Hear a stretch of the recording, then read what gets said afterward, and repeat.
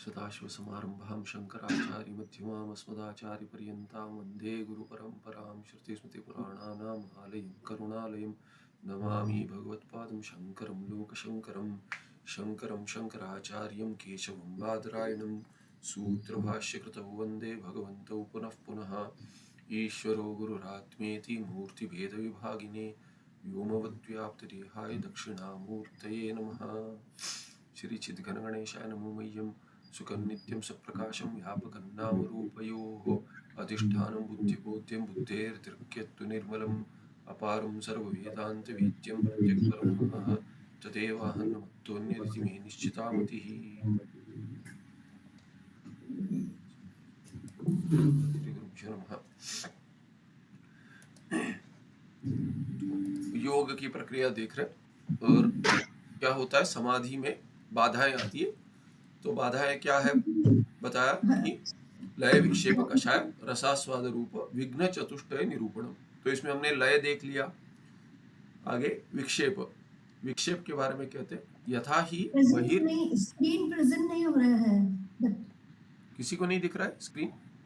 ठीक है, ठीक है, आपको दिख रहा है? हाँ ठीक है, दिख रहा है। Oh, I see. Okay, then I will come back again. Sorry. तो विक्षेप, विक्षेप में कहते हैं यथा ही बहिर्मार्जरादि भयात चटका गृहान्तः प्रविश्य भयक्लेश व्याकुलतादि निवृत्ति योग्यं स्थलं तत्कालं तत्र अपश्यन्ति बहिरेव पुनरागत्य भयं वा मरणादि रूपं वा दुःखं वा प्राप्नुयात् तथा तथा एव। तो उदाहरण देते विक्षेप का। तो ध्यान लगा रहे हैं, तो ध्यान लगा रहे समाधि जाते जाते लय हो जाता है, निद्रा आ जाती है, एक हो गया। उसको रोकने के लिए क्या करना है, आपको जगाना पड़ेगा अपने आप को। माने निद्रा में नहीं जाना पड़ेगा, जगाना नहीं पड़ेगा, निद्रा में नहीं जाना पड़ेगा। तो थोड़ी ठंड अधिक है, मैं जरा ग्लव्स पहन लेता हूँ।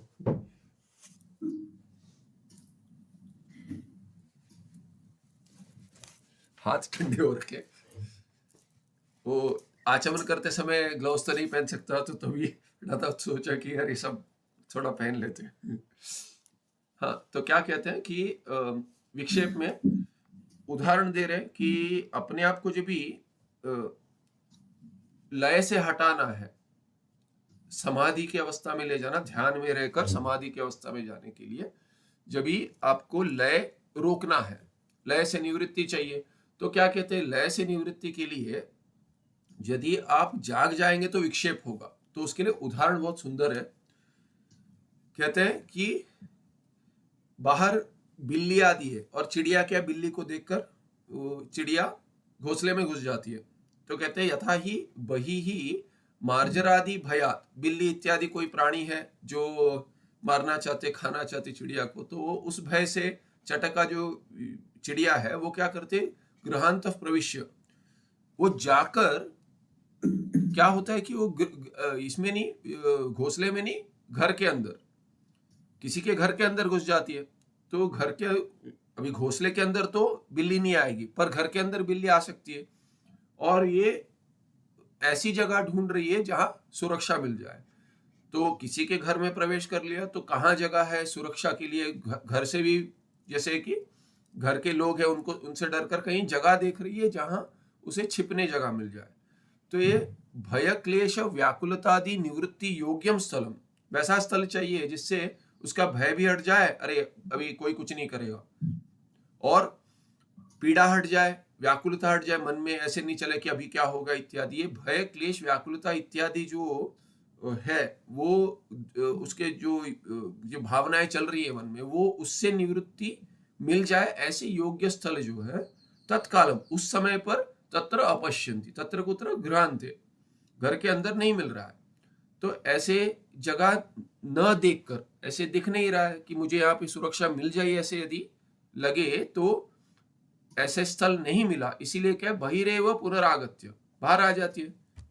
घर से बाहर आते आकर भयम वा, फिर भय प्राप्त होगा, बिल्ली वही है, मरणादि रूपम दुखम वा, या मरण इत्यादि कुछ भी, या पीड़ा हो जाए, मार दे कोई, ऐसे प्राप्त नहीं आते, ऐसे हमारी अवस्था कहते हैं जो विक्षेप हो जाता है। तो कहते हैं कि भय क्लेश व्याकुलता से हटकर ध्यान लग रहा है, लगाने का प्रयास कर रहे हैं, समाधि लगाने का प्रयास कर रहे हैं, और कहते क्या हो रहा है अभी इतना सब भय मरण आदि जैसे उसे प्राप्त होता है वैसे हमें भी प्राप्त होता है। वही संसार है, बाहर बाहर वही संसार है। सर्वात्म भाव यदि नहीं होगा तो वही संसरण है। भय इत्यादि तो होगा, भय क्लेश व्याकुलता इत्यादि है। तथा एव बहिर अनात्म पदार्थान दुख हेतुत्वेन बुद्ध्वा अद्वैतानंदम विषयीकर्तुम चित्तवृत्ति अंतर्मुखी भूय। तुल्य बंत है, ऐसा कर कर क्या कर कर तो वैसे ही तथा एव बाहर बही अनात्म पदार्थान दुख हेतुत्वेन बुद्ध्वा, तो विवेक से वैराग्य उत्पन्न हो गया। कैसे कि अनात्म पदार्थ बाहर जो है संसार में वो क्या है, दुख के हेतु है, ऐसे जानकर बुद्धवा दुख का हेतु है यही बाहर के पदार्थ अनात्म, ये जानकर कहते अद्वैत आनंदम विषयी कर तुम। तो विषय क्या बनाना चाहिए, अद्वैत आनंद ब्रह्मानंद को, अपने ब्रह्मात्मा आनंद को विषय करेंगे, माने और कुछ विषय में हमें रुचि नहीं रही, आत्म विषय में रुचि है। ऐसे विषय बनाने के लिए इच्छा से चित्तवृत्ति अंतर्मुखी भूय, तो कहा बहिर्मुख नहीं होगी, अंतर्मुख हो जाएगी चित्त की वृत्ति। ऐसे होकर क्या कहते चित्तवृत्ति प्रत्येक चैतन्य स्वरूपस्य आत्मनः, ये प्रत्येक चैतन्य अपना जो स्वरूप है आत्मा, ये क्या है अत्यंत सूक्ष्मत्व, उसका आत्मा अत्यंत सूक्ष्म है, और होने से किंचित कालम अपि तत्र स्थैर्यम अप्राप्य, तो इतना सूक्ष्म है कि प्रयास तो कर रहे, लगता है अभी हाथ लग गया। हाथ कहाँ से लगेगा वो तो भीतर अपना स्वरूप है, तो उसको विषय करने का प्रयास करने ऐसा सूक्ष्म है, क्योंकि जो जानना चाह रहा है वो उसका स्वरूप है, उसी को विषय नहीं बना पाएगा। तो बनाने का जितना प्रयास करेगा उतना ही फिसलते जाएगा, जितना प्रयास करे उतना फिसलते जाएगा। ऐसे अनुभव होता है कि मेरा ही स्वरूप मैं ही कैसे विषय बनाऊंगा। कुछ दूसरा होता, यदि वो ऑब्जेक्ट होता, सब्जेक्ट ऑब्जेक्ट डिवीजन में जैसे कोई विषय बनने योग्य विषय होता, माने विषयी से विषय भिन्न होता, तब जाकर विषय बनता। तो ये विषयी क्या है, विषयी स्वयं विषय बन रहा है, उस विषय में चिंतन चल रहा है, और इतना सूक्ष्म है कि वो विषय बनते बनते किंचित कालम अपि तत्र स्थैर्यम अप्राप्य, थोड़े समय भी नहीं हो रहा, क्योंकि मन इतना चंचल है, प्रयास करने से भी क्या है कि मन भटक रहा, और इतने सूक्ष्म वस्तु में मन को बहुत शांत होना पड़ेगा विषय बनाने के लिए, इसीलिए कहते हैं उसको स्थिरता नहीं मिलती। और स्थैर्यम अप्राप्य, चित्त का क्या हो गया, मन को ऐसी स्थिरता नहीं मिली, थोड़े काल भी, किंचित कालम भी, जैसे उसे चिड़िया को जैसे तत्कालम कोई सुरक्षित जगह नहीं मिली, योग्य ऐसा स्थल नहीं मिला। तो यहाँ कहते हैं चैतन्य स्वरूप आनंदम अननुभूय, दुख से आए थे, और क्या है कि क्या कहते हैं उसमें, वो between the devil and the deep blue sea कहते हैं अंग्रेजी में। हिंदी में कहते हैं क्या है, खाई या कुएं से निकल गए खाई में गिर गए, कुएं से निकले थे और खाई में गिर गए। तो वैसे ही होगा, इस दुख से निकले थे, यहाँ पे भी दुख ही मिल रहा है, कुछ नहीं मिल रहा, तो आनंद तो नहीं मिला, आनंद का अनुभव नहीं हुआ, अननुभूय। चैतन्य स्वरूप जो है वही आनंद है, अपना आत्मा का स्वरूप, प्रत्येक चैतन्य का ब्रह्मानंद स्वरूप, उसको अनुभव किए बिना पुनः बहिर्मुखी भवती, फिर बाहर आ गई, चिड़िया जैसे घर से बाहर आ गई। ईदृक् वृत्तिरेव बहिर्मुखी भूता विक्षेप इत्युच्यते, इसी को विक्षेप कहते हैं। माने जो अंदर जाकर बाहर आ गई, विक्षेप माने विक्षेप तो बहुत चलते रहते, पर योग में विक्षेप की क्या परिभाषा है, कहते हैं कि जो ध्यान लगाते लगाते बाहर आ गया, माने जो योग भ्रष्ट हो गया उस समय में, जैसे अपने पथ से भ्रष्ट हो गया तो उसको योग भ्रष्ट कहते हैं। योग भ्रष्ट क्या है कि आगे उसका जैसे 5वें 6ठे अध्याय में आता है गीता जी के, कि उसके वो आगे बढ़ता है, अगले जन्म में संस्कार उसके आगे बढ़ते हैं, और वो अपनी साधना आगे बढ़ाता है जब तक साध्य तक नहीं पहुंचता। तो यहाँ कहते हैं कि ये विक्षेप जो है ना, ये विक्षेप क्या है कि जिसने शुरू कर दिया और ध्यान से बाहर आ गया, कि वहां आनंद प्राप्त नहीं हुआ और बाहर आ गया, वही वही भय है, वही दुख है इत्यादि। चित्तवृत्ते स्थिरताम विना न स्वरूपानंद से लाभो भवति। और चित्तवृत्ति जब तक स्थिर नहीं होगी, एक वृत्ति के बाद दूसरी लग रही है, दूसरी के बाद तीसरी, यहां से वहां, पहले के बाद दूसरी, दूसरी के बाद पहले, ऐसे करते रहेंगे, स्थिर नहीं होगी, वृत्ति स्थिर नहीं होगी तो स्वरूपानंद का लाभ नहीं होगा। और देखिए चित्तवृत्ति, नैयायिक क्या कहता है, चित्तवृत्ति जो है वो क्षणिक होती है, क्षणिक होती है, ऐसे नैयायिक मानता है।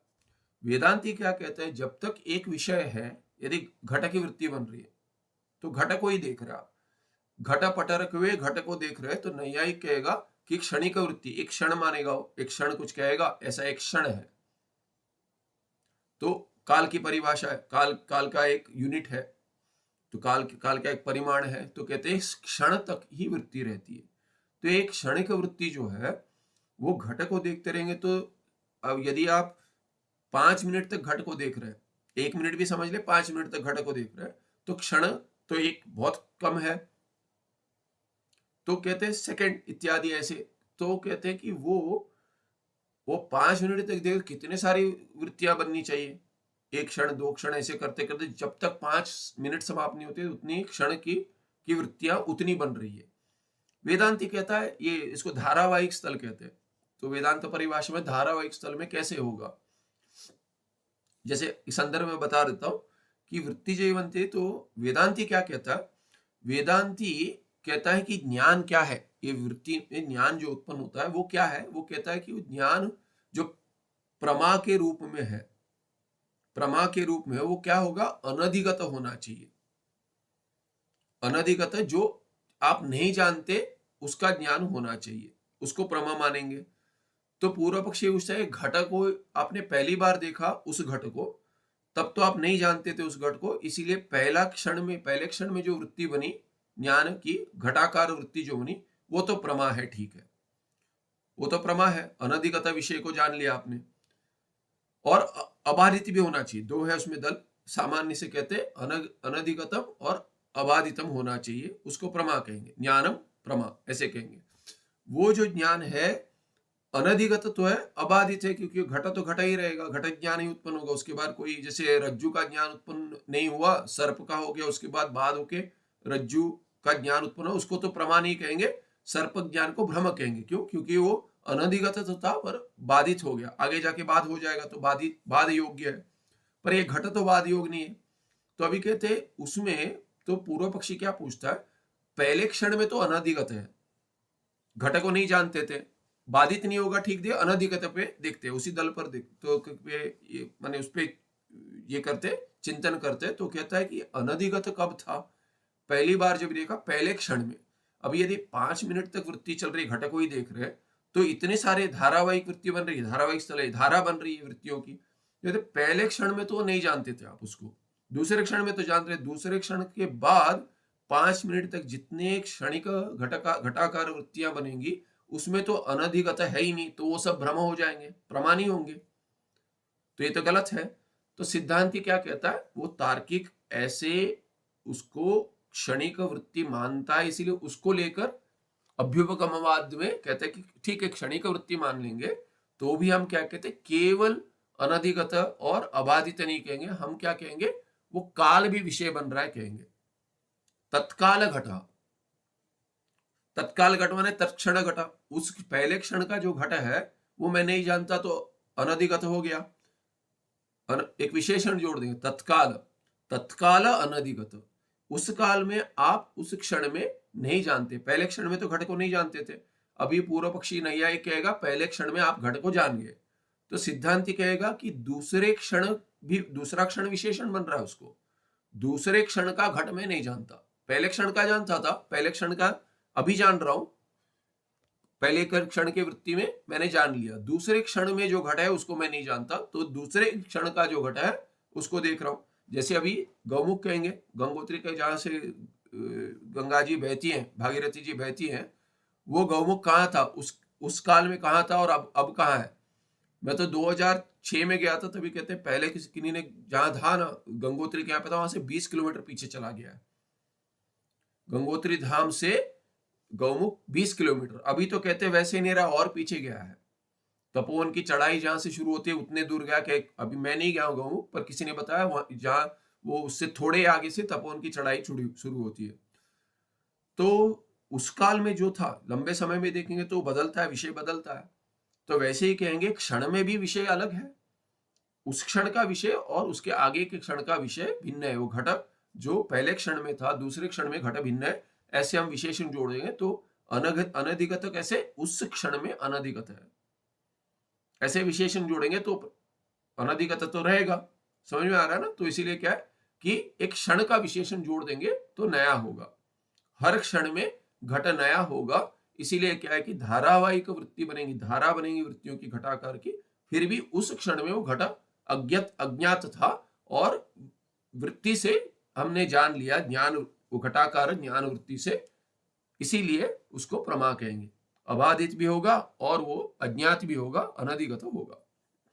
ये तो क्या है कि ये मुख्य पक्ष नहीं है, ये तो तार्किक के आक्षेप को समाधान देने के लिए ये उत्तर दे दिया सिद्धांति ने। किंतु मुख्य पक्ष क्या है, कहते हैं हम वेदांत में तो वृत्ति क्षणिक है ही नहीं, वृत्ति क्षणिक नहीं है। वृत्ति को क्या मानते हैं, जब तक विषय वही है, एक विषय है, तब तक उसे हम क्या कहेंगे, वो एक ही वृत्ति कहेंगे। जैसे 5 मिनट तक घट को देख रहे हैं आपने और कुछ नहीं देखा, तो घटाकार वृत्ति ही बन रही है और एक ही वृत्ति है। 5 मिनट तक बहुत सारे घटाकार वृत्ति नहीं बनी, एक ही घटाकार वृत्ति बनी। बीच में यदि आपने 2 मिनट के बाद पट को देख लिया तो घटाकार वृत्ति 2 मिनट में समाप्त हो गई और पट की वृत्ति शुरू हुई, पटाकार वृत्ति शुरू। तो इसीलिए हमें वो धारा इत्यादि सब नहीं चाहिए, धारा क्षणिक चाहिए हमें।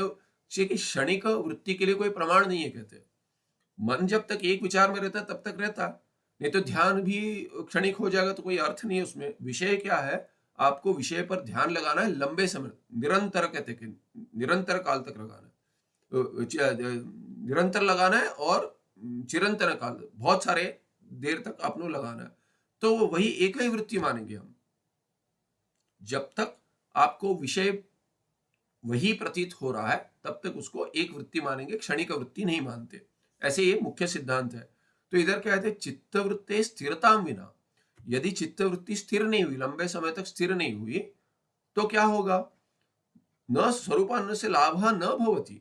स्वरूपानंद का लाभ कहां से हुआ, माने स्थिर नहीं हो पा रही है। मिल रहा है जैसे कि जैसे आपने मीठा खा लिया बीच में कड़वा डाल दिया है, तो उससे तो कुछ नहीं होगा। मीठा खाने वालों को कि ये क्या कड़वी दवाई खिला दी, ऐसे हो जाएगा।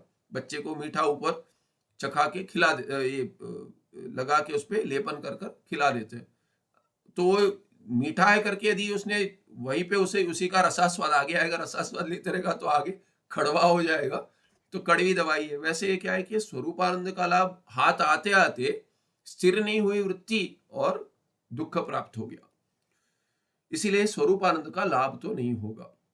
तस्मात् वृत्तौ अंतर्मुखी भूतायाम अपि यावन्न सा ब्रह्माकारताम भजते तावत। तो कहते हैं कि इसीलिए क्या है कि वृत्ति में वृत्तौ अंतर्मुखी भूतायाम अपि सत्याम, तो ये सती सप्तमी, वृत्ति जो है स्त्रीलिंग है, इसलिए अंतर्मुखी वृत्ति जो है, अंतर्मुखी भूता वृत्ति जो है वो स्त्रीलिंग है। तो भूतायाम सप्तमी में, तो ये वृत्ति अंतर्मुखी होने पर भी जब तक यावत सा ब्रह्माकारताम न भजते, जब तक वो ब्रह्माकार को नहीं ले पाती वृत्ति, उसमें स्थिर नहीं हो पाती, तावत तब तक क्या है, योगी नियतमानसः बाह्येषु अनात्म पदार्थेषु पुनः पुनः दोष भावनया वृत्तिम निरुध्य अंतर्मुखाम एवताम स्थापये। तब तक योगी को क्या करना चाहिए, योगी करता है उसमें, जब तक इसमें भजते के लिए करता क्या, वृत्ति जब तक ब्रह्माकार नहीं लेती तब तक योगी को क्या करना चाहिए, जो वृत्ति लगा रहा है उसको क्या करना चाहिए, योगी इसमें अभी योगी करता है। योगी को क्या करना चाहिए, जब तक चित्त स्थिर नहीं हो पा रहा है, विषय में ब्रह्माकार वृत्ति नहीं बन रही है, तब तक इसको क्या करना चाहिए, योगी को नियतमानसः सन, कि नियत मानस होकर नियंत्रित कर कर मन को, वैसा वाला, ये बहुरी है, नियतम मानसम यस्य यस्य योगिनः स योगी नियत मानसः योगी, वो नियत मानस जिसका मन अपने नियंत्रण में, वैसा वाला योगी, वो उसको क्या करना चाहिए, बाह्येषु अनात्म पदार्थेषु पुनः पुनः दोष भावनया वृत्ति निरुद्ध्य, वृत्ति का निरोध कर कर। क्यों? कौन से वृत्ति का? कहते बाह्य जो जा रही है, बाहर जा रही है वृत्तियां, तो बाहर के विषय में जो वृत्तियां बन रही है अनात्म पदार्थ में, उनमें ये विषय सप्तमी है। अनात्म पदार्थेषु पुनः पुनः दोष भावनया वृत्ति निरुद्ध्य, दोष भावना से बाह्य पदार्थ की वृत्ति को रोक दे। कह दे कि अरे अभी तो ध्यान में बैठा हूं, ये अभी मेरा ध्यान भटका रही है, यहां से शुरू करेंगे, फिर कहीं और चिंतन करेंगे, अरे ये होता तो अच्छा था, तो उसमें दोष दर्शन करेंगे। इसी बंधन में मैं इतने वर्ष चले गए मेरे, और ऊपर से सब अपना क्या है कि बाकी जो लोग करते हैं उनके जैसा मेरा जीवन नहीं है, वो सब छोड़ दिया मैंने, योग में के मार्ग में हूँ, वेदांत के मार्ग में इत्यादि चिंतन करें कि ये जन्म भी व्यर्थ हो रहा है इत्यादि। तो ऐसे एक एक इससे फिर इस विषय में क्या प्राप्त हुआ था, आगे दुख ही दिया था इत्यादि, वो जो भी तत्वबोध में पढ़ते हैं हम दोष दर्शनम, तो दोष दर्शन कर कर भावना से वृत्ति का निरोध करे, उस वृत्ति का कि वहां नहीं जाना है, वहां नहीं, बाहर देख नहीं रहा है, वो चिंतन तो उसी का चल रहा है बाह्य पदार्थ का, तो देख रहा हो, सुन रहा हो या चिंतन कर रहा हो, सभी एक माने, बाह्य हो या वृत्ति बाह्य विषय की हो, दोनों को बाह्य कहेंगे। फिर क्या? निरुद्ध्य अंतर्मुखामेव ताम स्थापित, उसको अंतर्मुख स्थापन करे। इसको क्या करेंगे? धारणा कहेंगे। धारणा से धीरे धीरे धीरे ध्यान बन जाएगा। इसको करना पड़ेगा। ये किसको? जो ध्यान लगा चुका है उसी को विक्षेप हो रहा है। ये इसकी बात नहीं कर रहे जो जिसने कभी किया ही नहीं है और पहली बार कर रहा है, उसकी बात नहीं कर रहे। पर ध्यान लगते लगते जो बाहर आ गया, विक्षेप हो गया, तो फिर से खींचकर पहले जैसे ही करें। जैसे एक उदाहरण देते हैं कि मेरे बारे में कह रहा हूं, अपनी बात कर रहा हूं। ये पाठ जब ये रुक जाता है, प्रवास में रुक जाता है या लंबे समय तक, तो क्या है कि ब्रह्माकार नहीं प्राप्त कर लेता। पाठ में क्या है कि स्थिरता नहीं हो पा रही है। वो उदाहरण ले लीजिए। तो मेरी ओर से क्या होता है कि पहले एक नया पाठ शुरू करने के लिए बहुत प्रयास लगता है, बहुत प्रयास लगता है। अरे ये करना है, वो करना है, इतना करना है, फिर वो अभी किसी और से पढ़ाना है तो और अपने आप करना है तो ठीक है, किसी ग्रुप में भेज दो, वो किन्हीं को भेजेंगे, अपने किसी पहले के पाठ थे उनको भेज दो, सबको भेज दो, ऐसे ऐसे पाठ है, किसी ने बोला था आपको जुड़ना है तो जुड़ जाइए इत्यादि। तो थोड़ा एलिजिबिलिटी क्राइटेरिया लिख दो, कौन किसके लिए है पाठ इत्यादि, ये भेजकर रुक जाओ। तो क्या जितने आएंगे उनको, उनमें से जो आएंगे उनको पढ़ाओ। अभी दूसरे के से करना है तो फिर वो फॉर्म भरेंगे, ये सब देखो इत्यादि, तो बहुत प्रयास लगता है। तो कभी करेंगे, किस समय करेंगे, सबको अनुकूल हो, ज्यादा लोग, इतना सब करना, तो क्या है कि मन नहीं करता वो सब करने का। और माने जितना मन नहीं करता, इसीलिए प्रयास अधिक लगता है। अभी प्रयास जो लगता है ना, ये बीच में पाठ यदि रुक गया ना, तो उतना ही मन का प्रयास मुझे लगता है, बाकियों को ना लगे, पर लंबे समय तक यदि महीने भर कभी बीच में बंद हुआ था, जब पूर्वाश्रम में माता जी का आरोग्य ठीक नहीं था, मेरा ठीक नहीं था, प्रवास इत्यादि में छूट जाता, तब क्या है, अभी जैसे प्रयाग महाकुंभ में लंबा समय, महीने भर का ये हो गया, लगभग महीने भर से, उससे अधिक भी हो गया होगा, तो पाठ छूट गया। और तभी 8 पाठ चलते थे मेरे पढ़ने पढ़ाने के दिन में, 8 पाठ चलते थे, 5 हो गए, 5 से अभी उत्तरकाशी चातुर्मास में गया तो उसके बाद 3 हो गए थे, 2-3 चल रहे, अभी बढ़ रहे। अभी एक स्थिरता प्राप्त होगी तो करूंगा। प्रवास में कहां से स्थिरता होगी? यही है कि वृत्तियों का प्रवास चल रहा है तो कहां से स्थिरता होगी? उतना ही प्रयास लगेगा। तो कहने का तात्पर्य क्या है कि उतना ही प्रयास लगेगा। जैसे पहली बार लगा था ना कि अरे ये भी करना है, वो भी करना है, तो उतना ही माने अलग ये होगा, पर प्रयास वैसा ही लगेगा, मुझे लगता था। तो ये उदाहरण भी लिख सकते कि ये जो भी पहली बार ध्यान लगा रहा है तो तभी मन भटकता है, वैसे ही जैसा प्रयास लगता था, वैसे ही जो ध्यान लगा चुका है और विक्षेप हो रहा है, उसे भी वैसा ही प्रयास लगेगा। तो ये कहते हैं, इसीलिए तावद योगी नियत मानस, हमारे तब तक वो पहले जैसे कि पहले दिन बेबी स्टेप्स शुरू कर रहा है कि माता स्कूल छोड़ने जा रही, से नहीं जाना है, ले जाओ मन को स्कूल ले जा रहे, जैसे ले जाओ ध्यान लगाएगा, ऐसे नियत मानस बाह्येषु अनात्म पदार्थेषु पुनः पुनः दोष भावना। ये दोष दृष्टि तो वैसे नहीं चाहिए उसे, क्योंकि ध्यान कर चुका, तो कहते हैं उसी से तो आया है, सब कुछ छोड़ दिया, फिर भी करना है, फिर भी दोष दृष्टि करे कि मन में क्या है कि ये दोष दृष्टि ये स्वभाव बन जाए, दोष देखना, विशेष दोष दृष्टि है ना, ये स्वभाव बन जाए, तब तक प्रयास करें। और क्या है? निरुद्ध्य, कहाँ चला गया, हाँ कुछ की दब गया, अभी थोड़ा हाथ मोटा हो गया ना इससे, ग्लव्स से, तो अभी कहाँ कहाँ लग गया पता नहीं। हाँ, ये पीछे ही लगता है स्पेस लग गया तो आगे चला गया। हाँ आगे चला गया पीछे चला गया वही पता नहीं। ठीक है, तो यहाँ क्या कहते हैं ये, हाँ ये टिप्पण रह गया था लगता है, टिप्पण रह गया था, तो इसीलिए यहाँ पे समाप्त करें, पीछे का टिप्पण रह गया वो देखेंगे। तो क्या कहते हैं ये, हाँ इसी को स्थिरता जब तक नहीं होती तब तक ये प्रयास करे, बाह्येषु अनात्म पदार्थेषु पुनः पुनः दोष भावनया वृत्ति निरुद्ध्य अंतर्मुखामेव ताम स्थापयेत्। जितना प्रयास लगता है सब करे, प्रत्याहार इत्यादि कर कर फिर धारणा ध्यान समाधि। विक्षेप रूप विघ्न विरोधी योगी प्रयत्न क्षमा इति गौड़पादाचार्य ही उच्यते। तो भगवान गौड़पादाचार्य ने कारिका में, मांडुक्य कारिका में इसको क्षम किया है। किसको? योगी के प्रयत्न को क्षम किया। विक्षेप रूप विघ्न विरोधी, ये क्षम क्या है? पहले जो क्षम है ना, जो शमदमादि षटका आता है वो जो है, अभी जब योगी जब श्रवण मनन निध्यासन हो जाएगा, उसके बाद जब समाधि अवस्था में जाते जाते विक्षेप हो गया, उस विक्षेप रूप विघ्न का विरोधी जो योगी का प्रयत्न है उसको क्षम कहेंगे। ठीक है, तो क्षम सामान्य से वही है अर्थ, पर यहाँ पे पारिभाषिक हो गया, ये इस स्थल में लगेगा, इस स्थान में क्षम कहेंगे। तो क्षम कह रहे बना रहे, विक्षेप हटा रहे, ऐसा नहीं है। विक्षेप तो उसको आएगा जिसका ध्यान चल रहा है, उस बाकी जो उसको विक्षेप नहीं कहेंगे, उसको तो माया का जो विक्षेप है वो तो चल रहा है, विद्या का विक्षेप शक्ति वो तो सभी के लिए। तो ये विक्षेप क्या है? ये योगी का विक्षेप है, ध्यान से विक्षेप हो गया। ऐसे नहीं कि विक्षेप चल रहा है आत्मा से, विक्षेप तो सबको हो गया है, वो तो जन्मता प्राप्त है, वो सब योगी नहीं है। तो यहाँ पे पारिभाषिक शब्द है, पीछे ये लगता है ये रह गया था, ये रह गया था लगता है, टिप्पण कहां पर है?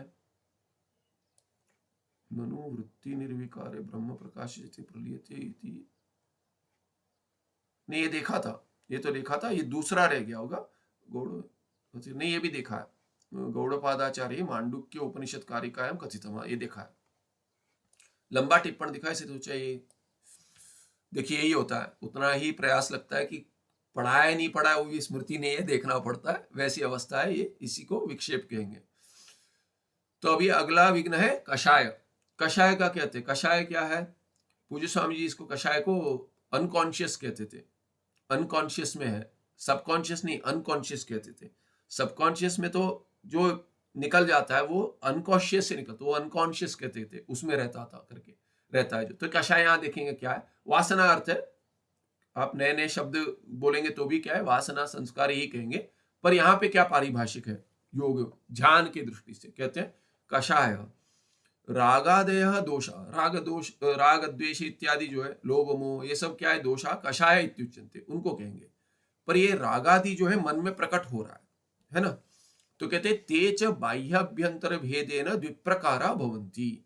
तो कषाय क्या है? ये सामान्य ने, ये जेनरिक टर्म है।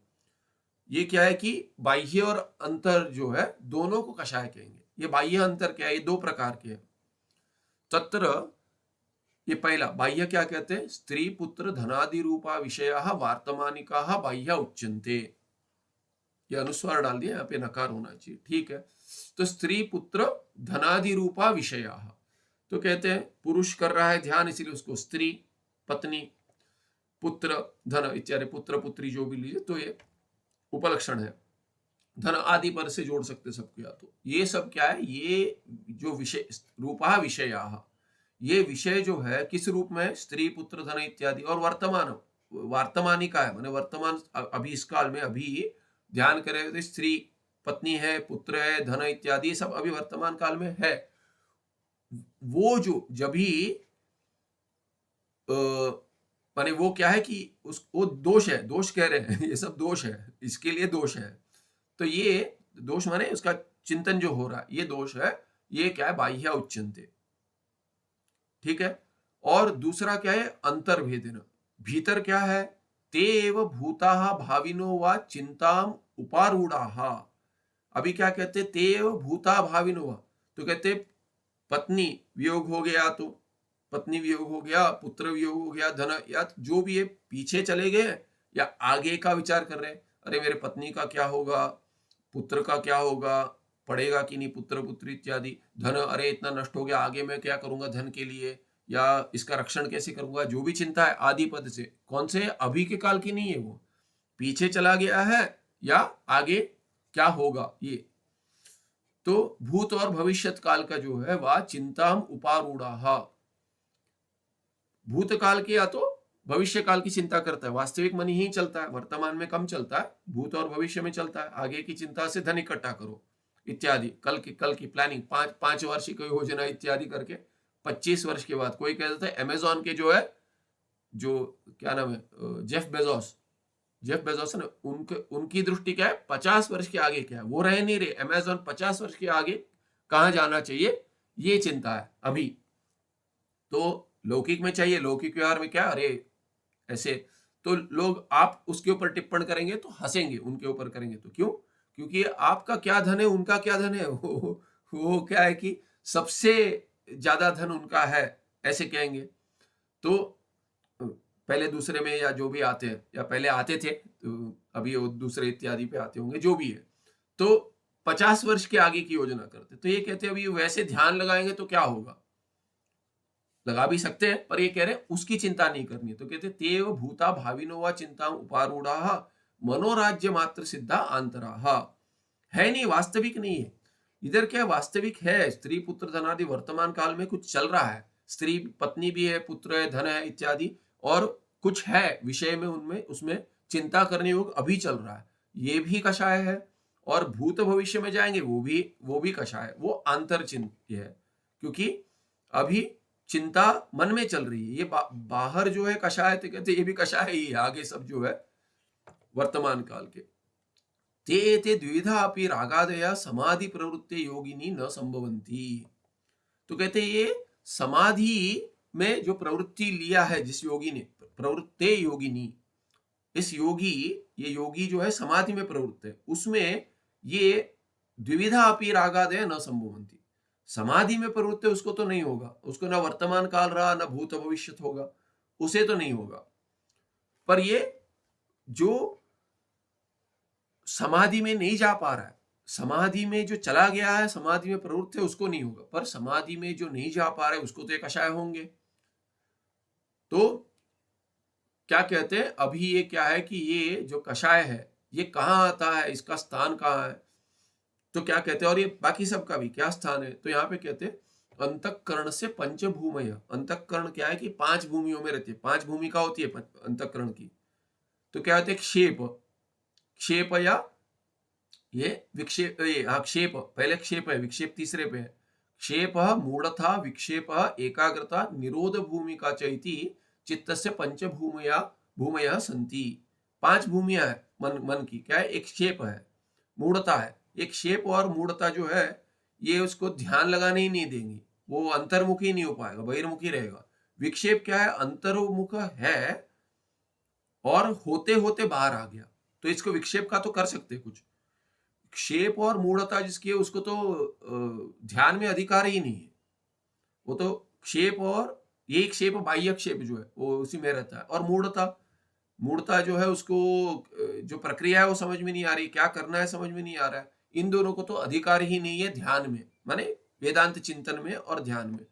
विक्षेप जो हो रहा है योगी क्या है कि वो ध्यान में प्रयास कर रहा है, हो नहीं पा रहा है, बाहर आ रहा है, तो ये प्रयास तो कर रहा है, तो ये कर पाएगा। एकाग्रता हो जाएगी उसके बाद, जब ये हो जाएगी एकाग्रता, ये मन की स्थिति है, एकाग्रता हो जाएगी और फिर निरोध भी हो जाएगा वृत्तियों का, निरोध भूमिका चैति और निरोध भूमिका, ऐसे 5 भूमिया चित्त की, मन की। तो अभी इसका विश्लेषण करते हैं। क्षेप क्या है, कहते हैं लोक वासना, देह वासना, शास्त्र वासना आदि रूपा रजोगुण परिणामात्मिका दृढ़तर अनेक अनात्म वासना क्षेपा इत्युच्यन्ते। तो क्या क्षेप कहते हैं, किसको क्षेप कहते हैं, कहते हैं लोक वासना। लोक वासना के दो अर्थ है कि लोग मुझे ये कहें, लोगों के साथ, ये लोक माने सामान्य जन, लोक से जन लेंगे तो क्या कहेंगे कि ये लोग मुझसे ऐसे व्यवहार करें, मुझे क्या कहते हैं उसको कि आदर सत्कार इत्यादि दें, ये लज्जित ना करें इत्यादि जो है ये लोक वासना है कि मेरा नाम हो, तो ये लोगों से प्राप्त। और लोक से बाकी लोग भी ले सकते हैं, बाकी लोग भी ले सकते हैं कि किसी लोक की वासना है, इस लोक में जाना है, उस लोक में जाना है, स्वर्ग लोक इत्यादि, वो भी ले सकते हैं। यहाँ पे टिप्पण देखेंगे। फिर देह वासना का है। देह वासना, देह का वासना तो प्रसिद्ध है कि मेरा देह ऐसा हो कि फेयर एंड लवली हो कि वो लगा है, कि ऐसा हो कि ठंड न लगे अधिक देह को, पुष्टि हो देह की, कि ये कितना 10 डिग्री है, 10 डिग्री, 5 डिग्री, 3 डिग्री, सब जीरो में भी रह पाऊं, साधन हो जाए, ये भी हो जाए देह वासना। शास्त्र वासना तो है। शास्त्र वासना, अरे शास्त्र वासना को भी क्षेप कह दिया, इसको अधिकार नहीं है। शास्त्र वासना कैसी? शास्त्र वासना टिप्पण में देखेंगे कि अरे ये सब कुछ शास्त्र मुझे आ जाते, ये भी आ जाता, वो भी चाहिए, वो भी चाहिए। किसके लिए? मोक्ष शास्त्र नहीं, मोक्ष हो जाए नहीं, शास्त्र इसका अभ्यास हो जाए तो बढ़िया हो जाए। उस शास्त्र से जो लाभ होना है उसमें दृष्टि नहीं है। अरे ये हो जाए, another feather in my cap, ये भी हो जाए, अरे ये भी किया है, वो भी किया है, बढ़ाते जाओ बढ़ाते जाओ। मुझे भी था, अधिक था, बहुत पहले अधिक था, अभी कम हो गया, तो ये कहते हैं शास्त्र वासना। अरे इसका अभ्यास हो तो इसका भी अभ्यास हो तो अच्छा है, उसका हो तो अच्छा है, सभी आ जाए, ये भी किया है, वो भी किया है इत्यादि रूपों। ये रजोगुण से आता है ये सब। वास्तविक ज्ञान देखिए, शास्त्र जो है, शास्त्र ज्ञान देता है, तो शास्त्र जो ज्ञान देता है, ज्ञान के लिए जो है ना, जो उसको तो सात्विक वासना कहेंगे। पर ये शास्त्र में मुझे मेरी प्रसिद्धि हो जाए, मुझे ऐसा हो जाए, तो वो लोक वासना बढ़ा देगा। तो ये सब जुड़े हुए, मैंने देह तब तक रहे कि जब तक मैं ये सब समाप्त ना करूं, ये भी जुड़े हुए कि शास्त्र का अभ्यास ऐसा करूं कि देह रहे और लोक वासना पूरी हो जाए। ऐसे सब एक दूसरे पे निर्भर करते, दोनों सब बढ़ा देंगे। इसीलिए रजोगुण परिणाम है ये। रजोगुण परिणाम आत्मिका, इसका स्वरूप क्या है, इन वासनाओं का स्वरूप क्या है? रजोगुण परिणाम इनका स्वरूप है। तो रजोगुण के परिणाम है। दृढ़तर अनेक अनात्म वासना, और दृढ़तर है, बहुत ही दृढ़ है कि बाकी कुछ आएगा उससे ज्यादा है, बाकी भी है उससे भी अधिक है, इसलिए दृढ़तर तरफ प्रत्यय कह दिया। ऐसे जो अनात्म वासना है, माने शास्त्र में अनात्म दृष्टि है, देह अनात्म है और लोक, ये अनात्म दृष्टि नहीं है, ये मेरे लिए, अपने लिए, अपना है इत्यादि ऐसा मानकर वो अनात्म वासना है। वो सब क्षेप ऐसे कहते हैं उसको, ये सब क्षेप ऐसे जाने जाते हैं। क्षेपाहा क्षेप इति उच्यन्ते। ये हो गया क्षेप। मूढ़ता क्या है? कहते हैं निद्रा आलस्य प्रमादादि तमोगुण परिणाम अंतःकरण से मूढ़ता इत्युच्यते। किसको मूढ़ता कहते हैं? अंतःकरण का परिणाम है, अंतःकरण का परिणाम है। कैसा है? तमोगुण रूप परिणाम है। तमोगुण परिणाम है, तमस है ज्यादा, तो क्या होगा? तमस से निद्रा आ जाएगी, आलस्य बढ़ेगा, सो नहीं रहा है पर जागा नहीं है, आलस्य है, कुछ कर नहीं रहा है, आलस्य। और प्रमाद, अच्छा कुछ कर दिया तो भी प्रमाद हो गया, गलत कर रहा है। प्रमाद वही मृत्यु करके शास्त्र कहता है, प्रमाद वही मृत्यु, मृत्यु के तुल्य। मृत्यु माने क्या है? कि प्रमाद वही मृत्यु माने यदि जो शास्त्र निषिद्ध है वो सब करने में सतर्क रहे, सतर्क रहकर न करे, फिर हो गया प्रमाद, हो गया गलती से हो गया, कहते प्रमाद, वो मृत्यु ही है, माने संसार में रह जाएगा। मृत्यु माने संसार जो चल रहा है ये आगे बढ़ते रहेगा, संसरण होगा, उससे हटने के लिए धर्म दिया है, धर्म को छोड़कर अधर्म में पतन हो गया, प्रमाद हो गया, तो उसको इसीलिए सतर्क रहे कहते। क्योंकि मन जब भी काम लोभ मोह राग द्वेष इत्यादि से जब भी मोहित हो जाता है, उसके वश में आ जाता है, तभी बुद्धि नहीं चलती। क्योंकि वही अंतःकरण मन का काम कर रहा है। अभी मन का कारण तो संकल्प विकल्पात्मक चलता रहता है, बुद्धि निर्णय नहीं ले पाती, अच्छा है गलत है। तो तब क्या है? इसीलिए कहते हैं, भगवान भाष्यकर कहते हैं, वो तो जो गुरु शिष्य को ज्ञान दे रहा है उसके ऊपर भी क्रोधित हो जाता है। कि जो गीता जी में आता है, उस भाष्य में आता है, जहां तक स्मरण है, कि जो क्रम है कि ध्याय तो विषयान् पुंसः संगस्तेषु उपजायते, संगात् संजायते काम, कामात् क्रोधो विजायते, क्रोधात् भवति सम्मोहः, सम्मोहात् स्मृति भ्रम, स्मृति भ्रंशात् बुद्धिनाशो, बुद्धिनाशात् प्रणश्यति। उसमें वो क्रोध कभी आता है जब ही कामना के बीच में कोई आ गया, कामना पूरी हो रही है, उसके बीच में कोई आ गया, तो तभी क्या होगा? जैसे अभी सामान्य से कहेंगे, दो लोग गए किसी के यहाँ, चाय पीनी है, चाय पूछा किसी ने, एकदम सिंपल उदाहरण दे रहा हूं, कोई दूसरा है कि चाय पीना है, और इन्होंने कोई पूछा कि अरे आप चाय लेंगे, तो नहीं नहीं नहीं, इन्होंने मना कर दिया, ना नहीं हम चाय नहीं पीते, हम कोई नहीं पीते, हम नहीं, आप पीकर आए, हम नहीं पियेंगे करके, उनको पीनी है दूसरे को, तो हो गया अरे चाय पीनी थी मुझे, क्यों? अरे सामान्यतः कहेगा अरे मैं पी लेता, तुम्हें नहीं पीना है तो मुझे नहीं भी नहीं पूछा, आपने कह दिया, मना कर दिया, चाहिए था मुझे, ऐसे। तो ऐसे क्या है कि कामना जितनी बढ़ती है उतना ही ये बीच में जो आ गया उसके ऊपर क्रोध आ जाएगा, तो गुरु के ऊपर भी क्रोधित हो जाएगा तभी, क्योंकि बुद्धि दे रहे हैं, इसे तो पूरा करना, पूरी करनी, कामना पूरी करनी है, और बीच में गुरु बाधक बन गए, तो उनके ऊपर भी बुद्धि नहीं चल पाती, तभी क्या करना है? भगवान को भी दे देते, भगवान ने क्या बना दिया, ये कैसे भगवान हो तुम, ऐसा इतना ये दे दिया, ये नहीं मिल रहा है, आते आते चला गया, इत्यादि सबका अनुभव है। इसीलिए क्या है कि किसी पे गुस्सा निकल जाता है ऐसे। तो ये कहते हैं, ये प्रमाद क्या है? ये प्रमाद वही मृत्यु, तमोगुण का परिणाम है, और ये इसी को अंतःकरण की मूढ़ता कहेंगे। अभी कहते हैं तीसरा क्या विक्षेप है, ये तो देख लिया हमने, ध्याने प्रवृत्तस्य चित्तस्य, जो ध्यान में प्रवृत्त है उस चित्त का, ऐसे नहीं कि किसी चीज ध्यान कभी किया ही नहीं और बोलते विक्षेप हो रहा है, नहीं, वो तो विक्षेप तो माया का विक्षेप है। ये ध्यान में जो प्रवृत्त है वो समाधि जाते जाते, ध्यान लगते लगते बाहर आ गया, उसको कदाचित बाह्य प्रवृत्ति ही विक्षेप इति कथ्यते। कदाचित, ऐसे नहीं है कि बाहर ही रहता है विक्षेप वाले, बाकी सब जो है, ये जो माया का प्रपंचन है उसमें तो सभी है, उसको हटकर जो ध्यान लगा रहा है, और कदाचित बाह्य प्रवृत्ति होती है, कभी वो वहां से हट जाता है ध्यान में जो प्रवृत्त है, तो उसको क्या है कि उसे विक्षेप कहेंगे। विक्षेप वो चित्त का विक्षेप कहेंगे, मन का। वो जो हमने देख लिया अभी इसके पहले, कषाय से पहले, अंतःकरणस्य अतीत परिणाम वर्तमान परिणामयोः समानाकारतापत्ति ही एकाग्रता इत्युच्यते। एकाग्रता क्या है? कहते हैं कि अंतःकरण का जो अतीत परिणाम है और वर्तमान परिणाम है, इन दोनों में समान आकारता की आपत्ति, समान हो जाना, ये पीछे कौन सा का काल ही नहीं रह जाना। अर्थ तो क्या है कि ऊपर ही ऊपर देखेंगे ना, तो मोटा मोटा काल नहीं रहेगा, काल की परिभाषा नहीं रहेगी।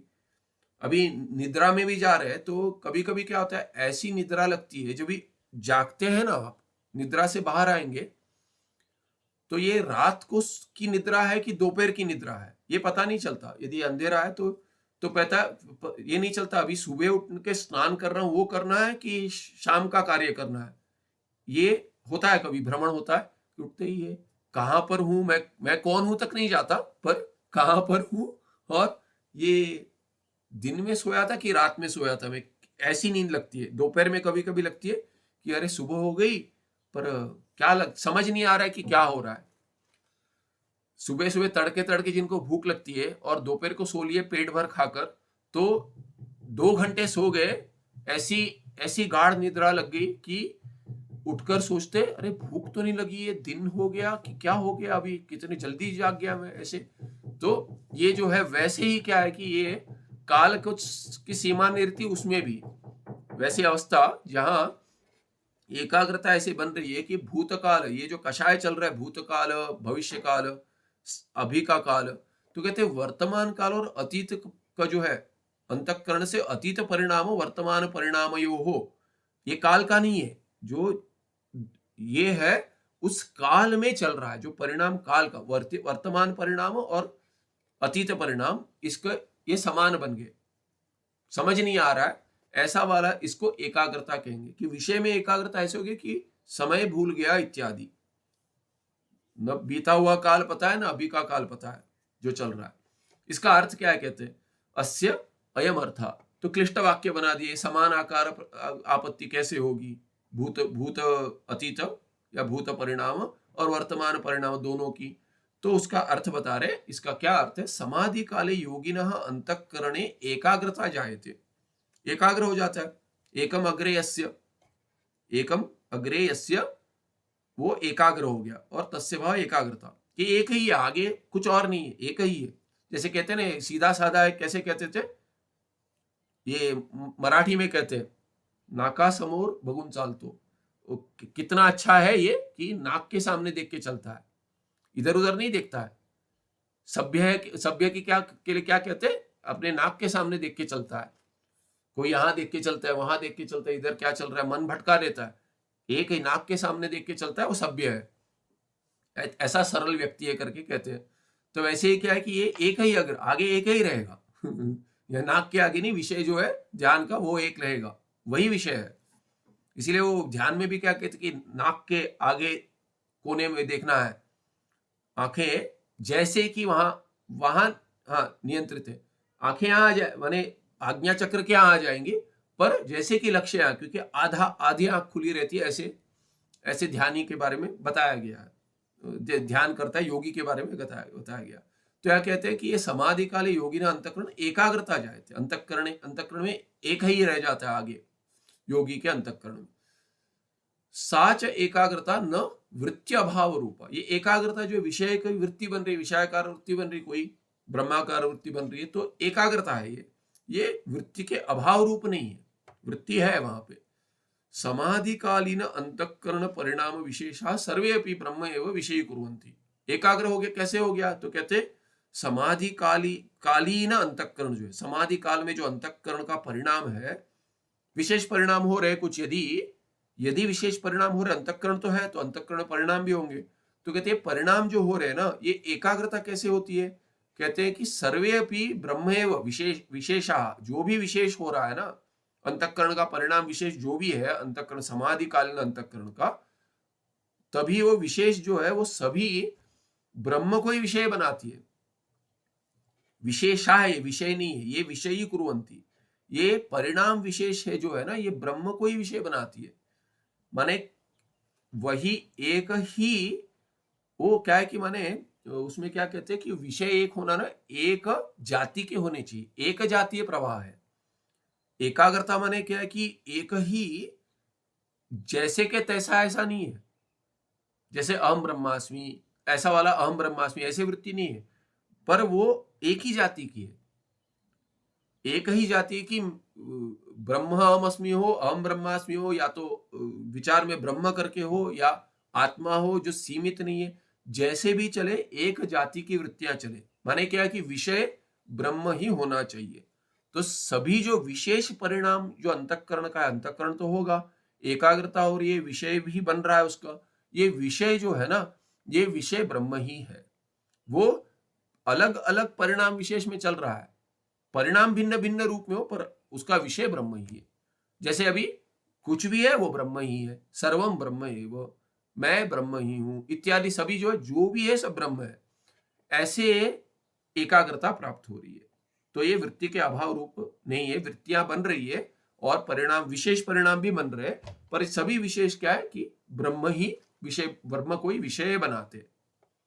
तत्र अंतःकरण से अतीत परिणाम वर्तमान परिणामयो केवल ब्रह्माकारता पत्या समानाकारता जायते। तो ये समानाकारता माने दोनों एक नहीं हो गए, कहते दोनों जैसे कि एक हो, क्योंकि दोनों का ब्रह्म ही विषय है। अंतःकरण के जो अतीत परिणाम है और वर्तमान परिणाम है, दोनों में क्या है कि बीता हुआ इसमें भी ब्रह्म ही विषय था, अभी जो चल रहा है उसमें भी ब्रह्म विषय है। तो विषय एक होने से वृत्तियां जाते जाते जाते बदलती भी, देखिए वृत्ति यहां परिणाम विशेष, परिणाम माने अंतःकरण का परिणाम माने वृत्ति, और परिणाम विशेष अंतःकरण परिणाम विशेष माने वृत्ति विशेष। वृत्ति विशेष माने क्या है कि दोनों वृत्तियां भिन्न होगी, और हमारे वेदांत में परिभाषा क्या है, क्षणिक नहीं है। वृत्ति माने क्या है कि उसका विषय जो है ना वो जो ही बदलता है, माने उसका आकार बदलता है, या तो ऐसा लेंगे परिणाम। तो इसलिए वृत्ति भिन्न होते हुए उसका विषय ब्रह्म ही एक जातीय है, ऐसा लेना चाहिए। तो एक जातीय जो चल रहा है, तब क्या होगा कि बीते हुआ जो परिणाम है अंतःकरण का और अभी जो चल रहा है उनका विषय ब्रह्म ही है, इसीलिए वो समान आकारता होगी, ब्रह्माकार हो गई। यह अर्थ हो गया कि जहां से भी चले थे पहुंचे वहीं, विचार में जो चल रहा था वो लीन हो गया ब्रह्म में, ब्रह्म की वृत्ति बन गई, ब्रह्माकार वृत्ति, यह अर्थ हो गया। इसमें अभी ये तीनों वासना एक बार देख लेते। पांचवा क्या है कि निरोध भूमिका, ये अगले पन्ने में आएगा, तो ये देख लेते यहाँ पे। हाँ, लोक वासना, देह वासना और शास्त्र वासना, 1 2 3 क्या है क्रम से, कहते लोक वासना मा एव निंदतु लोको माम, लोकः माम न निंदतु। लोट लकार में एक ये इच्छा हो गई। क्या इच्छा है? कि मुझे लोग मेरी निंदा न करे, सबको होती कोई निंदा न करे करके। सर्वे अपि माम स्तुवन्तु, सभी मेरी स्तुति करे। माने यहाँ पे एक वचन में कह दिया कोई एक भी मेरी निंदा ना करे, और सभी एक भी स्तुति करे नहीं, सभी मेरी बहुवचन में कह दिया। स्तुवन्तु, बहुत सारे सभी मेरी स्तुति करे, सर्वे भी जोड़ दिया उसमें, बहुवचन में नहीं। 3 से पर्याप्त नहीं होगा, बहुवचन बन जाएगा। बोले सर्वे अपि, सभी मेरी स्तुति करे। ऐसा नहीं कि निंदा नहीं करते तो चुप हो जाए कोई, अरे कौन है पता नहीं हमें, ऐसा नहीं। स्तुति करे, सभी मेरी स्तुति करे, एक भी उनमें से कोई निंदा न करे। इति आग्रह युक्ता दृढ़तरः संस्कार, ये संस्कार जो है, ऐसा संस्कार होता है। अरे कुछ नहीं ऐसे कहेंगे, कुछ नहीं चाहिए मुझे, तो स्तुति कर दिया बस हो गया। तो कहते ऐसी लोकवासना, संस्कार क्या है? लोकवासना इत्युच्यते, इसको लोकवासना कहेंगे। दूसरा हमने देखा लोकवासना, उसको भी कह सकते हैं कि बाह्य लोक की वासना, पर यहाँ पे ये अर्थ लिया है, दोनों संभव है। फिर दूसरा क्या है? एक सेकंड,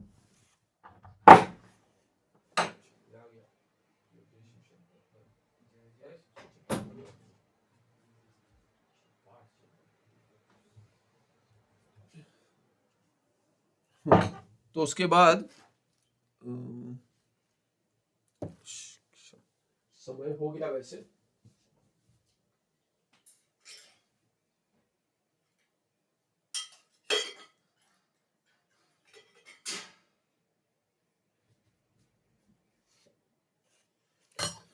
हाँ, तो यहाँ क्या कहते हैं कि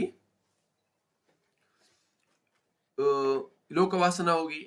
आगे स्थूल सूक्ष्म देहनिष्ठ रोगात्मक पाप फलानि मलानि मणिमंत्र औषधीना वा तीर्थयात्रादि पुण्यकर्मणा वा निश्शेषम निवर्तयामि इति वा। तो बहुत सारे अर्थ दे रहे। ये स्थूल सूक्ष्म देह में निष्ठ, माने उसमें स्थूल देह में और सूक्ष्म देह में जो निष्ठ रोग है, जो रोग है, रोगात्मक पाप फल। रोग क्या है? पाप का फल है। तो कहते हैं इतने रोग है, ये हो गया, वो हो गया, इतनी सर्जरी होगी। अरे पाप का फल है, भोगो। अपनी बात कर रहा हूं, पाप का फल है, भोगो। कहाँ चला ये? ठीक है, तो ये कहते हैं वो जो सूक्ष्म देह में जो रोग है पाप के फल के रूप में, या स्थूल देह में भी जो रोग है, अच्छा छोड़ दीजिए, ठीक है। तो ये क्या कहते हैं? वो जो पाप फल रोग जो है, ये मल ही है, मल ही है। ये किससे समाप्त होंगे? ये रोग पाप का फल है, पर जाएगा किससे? कहते मणि मंत्र औषधि। भगवान भाष्यकार कहते कहीं जो भी मणि मंत्र औषधि से मिलता है क्षणिक होगा, नित्य तो नहीं होगा, अनित्य ही होगा। तो मणि पहनते हैं कि अरे ये पहन लो, इसके लिए क्या पुखराज पहन लो, उसके लिए ये पहन लो, आपके लिए, आपके राशि के लिए मोती काम आएगा, फिर आपके ये बाधा है, तो मणि इत्यादि। तो ये रोग है, इसके लिए कहते हैं अरे इसके लिए आपको ऐसा है, ये पहन लीजिए, वो पहन लीजिए, देते मणि बहुत सारे। फिर मंत्र, अरे इस मंत्र का कहते हैं मृत्युंजय मंत्र का जाप करें, ये करे वो करे, ये मंत्र कर ले, वो मंत्र कर ले, ठीक है। औषधि तो प्रसिद्ध ही है, आयुर्वेदिक है, होम्योपैथिक है, एलोपैथिक का भी तो इतना सारे।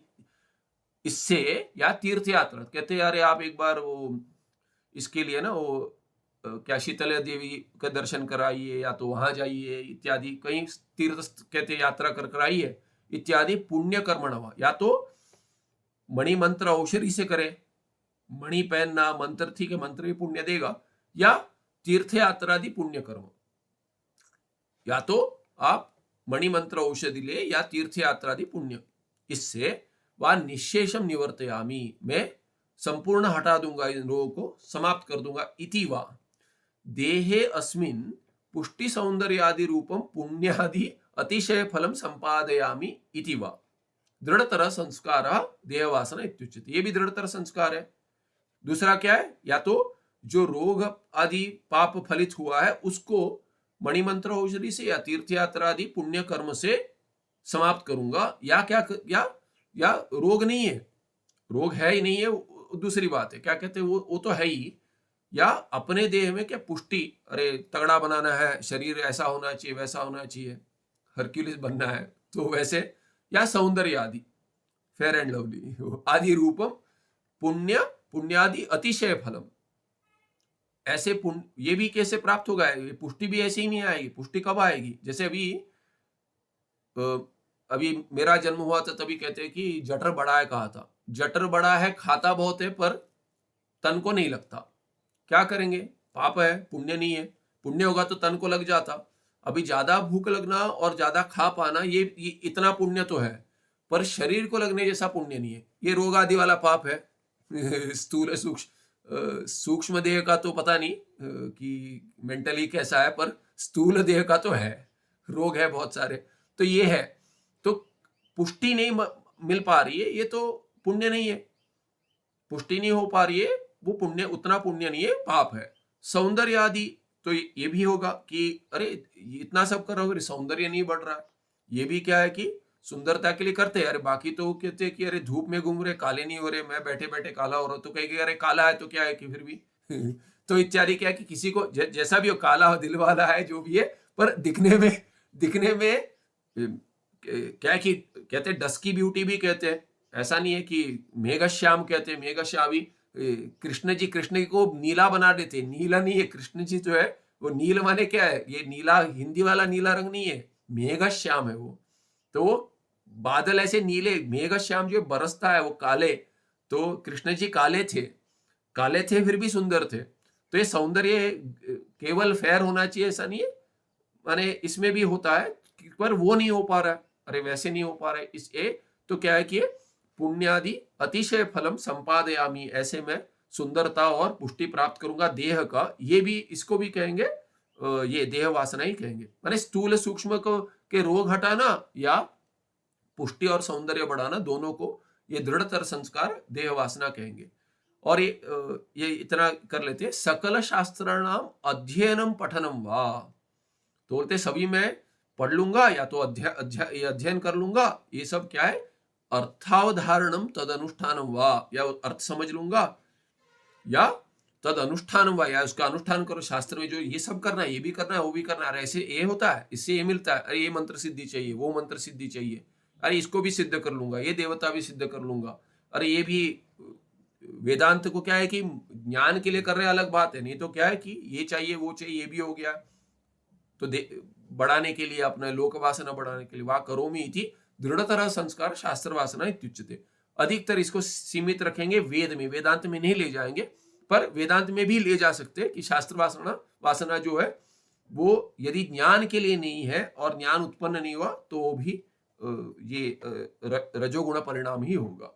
तो ये हो गया चौथा अंक और टिप्पण का तीसरा। तो लोकवासना, फिर क्या है कि लोकवासना, इधर ये तीन था ना, तो ये हो गया देहवासना, लोकवासना, देहवासना और शास्त्र वासना टिप्पण था एक पर, और ये चौथा अंक समाप्त हो गया। पांचवा अंक उसमें जो है ना वो भूमिका का, उसमें अस्या एकाग्रतायाः प्रवाह वृद्धिरेव निरोध इत्युच्यते। तो जो एकाग्रता जो है ना, एकाग्रता हो गई थी, समान काल हो गया, कालीन जो समान आकार हो गया, भूतकाल अतीत काल का अतीत परिणाम और वर्तमान परिणाम दोनों के समान आकार तो होना, उसको एकाग्रता कह दिया। अस्या एकाग्रता है, उसी एकाग्रता का प्रवाह वृद्धि ही एव, उसके प्रवाह की वृद्धि होगी, जो एकाग्रता बढ़ती जाएगी उसी को निरोध कहेंगे, उसी को निरोध कहेंगे। और ये इसका अभी ये 5 आगे जो वृत्तियों के बारे में बात करें ये, और उसके बाद आक्षेपी अगले पाठ में देखेंगे। सुखम नित्यम स्वप्रकाशम व्यापकं नाम रूपे अधिष्ठानं बुद्धे बोध्यं बुद्धेर्दृक्यत्तु निर्मलम अपारम सर्ववेदांत वेद्यं प्रत्यक् परमः तदेव अन्नमत्तो नीति में निश्चिता मतिः। नमस्ते, धन्यवादः। अगले पाठ में मिलते हैं।